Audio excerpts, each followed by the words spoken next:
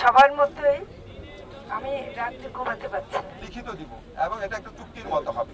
আপনারা প্লিজ কথা শুনেন। আপনাদেরকে এখানে দেখে আমাদের ভালো লাগছে না, কষ্ট লাগছে, মনে দুঃখ লাগছে দেখে আমরা এসেছি। যদি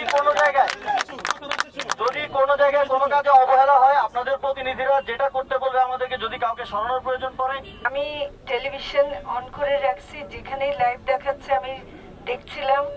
আমি আপনাদেরকে রাস্তায় রেখে আমি তাহলে আমাকেও সারা রাত এখানে থাকতে হবে।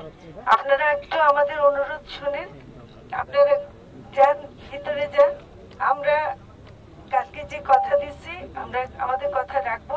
যদি আমরা কথা রাখতে ব্যর্থ হই, এরপর আপনারা যা করবেন সেটা আমরা মাথা পেতে নেব। কিন্তু আপনারা দয়া করে এখন ভিতরে যান। কালকে 2টার সময় যে মিটিংটা হবে, আপনাদের প্রতিনিধি দেবেন। মাহফুজ বলেছেন পরিষ্কার করে, আমি আর পুনরাবৃত্তি করছি না। আমরা দরকার হলে সবাই থাকবো সেই মিটিংয়ে, কিন্তু আপনাদের প্রতি আমাদের ঋণ আছে। আপনারা যে ত্যাগ স্বীকার করেছেন সেটার বিনিময়ে তো কিছু হয় না। তো কাজে আপনারা আমাদের একটা অনুরোধ রাখেন, আজকে রাত্রে আপনারা ফিরে গেলেই আমরা যাব।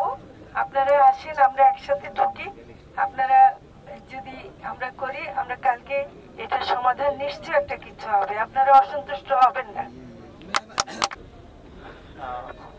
সবাই তো বললো, আমিও বলি, আমাদের অনেকগুলো দুর্বলতা আছে। আপনারা জানেন আমরা একটা ট্রানজিশন পিরিয়ডে আপনাদের প্রতিনিধি হয়ে দায়িত্বটা নিয়েছি এবং এমন একটা ভঙ্গুর অবস্থার মধ্যে আসলে দায়িত্বটা নিয়েছি যে এখন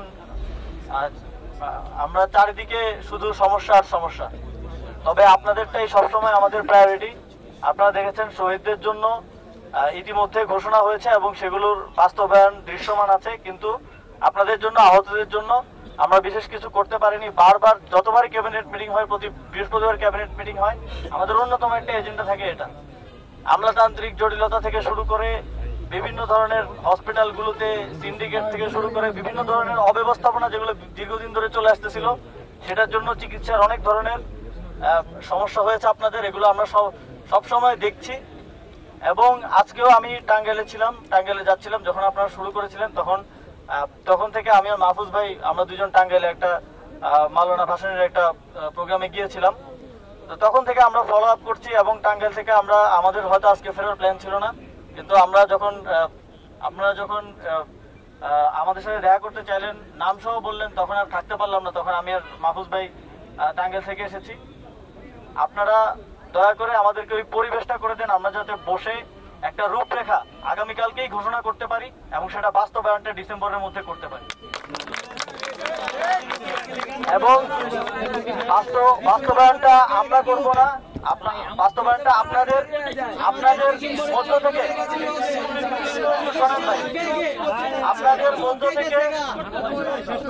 আপনাদের মধ্য থেকেও আপনারা প্রতিনিধি দেবেন এটা বাস্তবায়নটা মনিটর করার জন্য।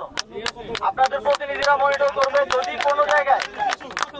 যদি কোনো জায়গায় কোনো কাজে অবহেলা হয়, আপনাদের প্রতিনিধিরা যেটা করতে বলবে আমাদেরকে, যদি কাউকে সরানোর প্রয়োজন পড়ে, যদি কাউকে নতুন দায়িত্ব দেওয়ার প্রয়োজন পড়ে, আপনারা দেখেছেন একজন নতুন ডাক্তার, তিনি একজন অভিজ্ঞ ডাক্তার, তিনি পিজির ভিসি ছিলেন, এখন তিনি আমাদের স্বাস্থ্য প্রতিমন্ত্রী। এতক্ষণ শুনলেন আপনাদের যতগুলো দাবি, তার মধ্যে প্রধান ব্যাপারটা হচ্ছে চিকিৎসা। আমরা বলতে পারি যে স্বাস্থ্য মন্ত্রণালয়ের পক্ষ থেকে যে এই চিকিৎসা পাওয়ার ক্ষেত্রে আপনাদের এই ধরনের বিষয়গুলো নিয়ে কষ্ট আছে, যেগুলো বিষয় নিয়ে আপনাদের আপত্তি, আপনাদের কষ্ট দীর্ঘায়ন হয়েছে, সেগুলো আমরা সমাধান। আমি আজকে 3য় দিনের মতন এইটা দায়িত্ব পেয়েছি, আজকে 3য় রাত। আসলে আমি কথা দিচ্ছি আমরা সবার সাথে যে আমরা নিশ্চিত করব অন্তত পক্ষে চিকিৎসা সেবার ক্ষেত্রে আপনাদের যত রকম অভিযোগ অথবা আপত্তি অথবা ভুল হয়েছে সবগুলো সমাধান করার জন্য আমরা আশ্বাস দিচ্ছি। আপনারা নিশ্চিত হতে পারেন 22,000-এর মধ্যে যাদের হাসপাতালে ভর্তি করা অথবা হাসপাতালের বাইরে রেখে শারীরিক মানসিক সকল ধরনের সহায়তা, চক্ষু, আমরা বিশেষ করে যে জায়গাগুলো বলছি এই জায়গাগুলোতে আমরা মোটামুটি ভাবে বলা যেতে পারে এই দেশের শ্রেষ্ঠ চিকিৎসার প্রাপ্তি নিশ্চিত করবো আমরা।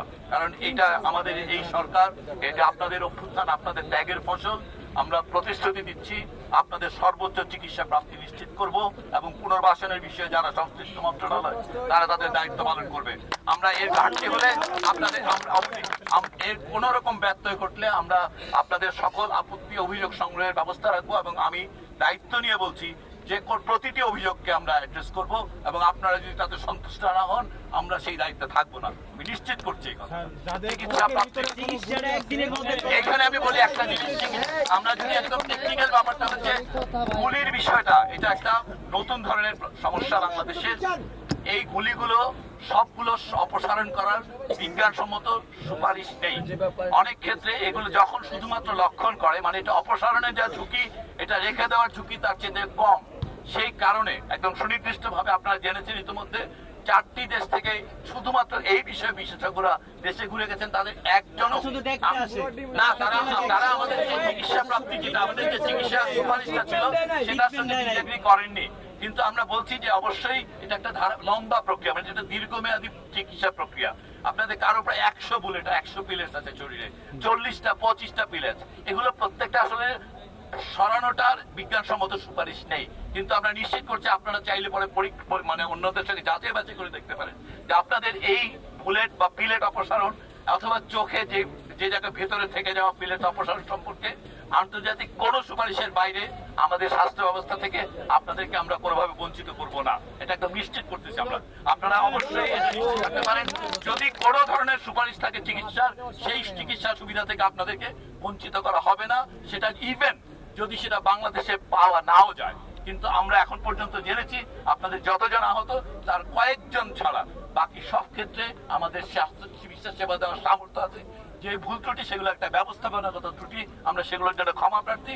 আমরা আপনাদের কাছে সুযোগ চাইছি, আমরা আমাদেরকে সুযোগ দেন আমাদের চিকিৎসকদেরকে, আমরা আপনাদেরকে অবশ্যই সর্বোত্তম সেবা দেওয়ার চেষ্টা করব।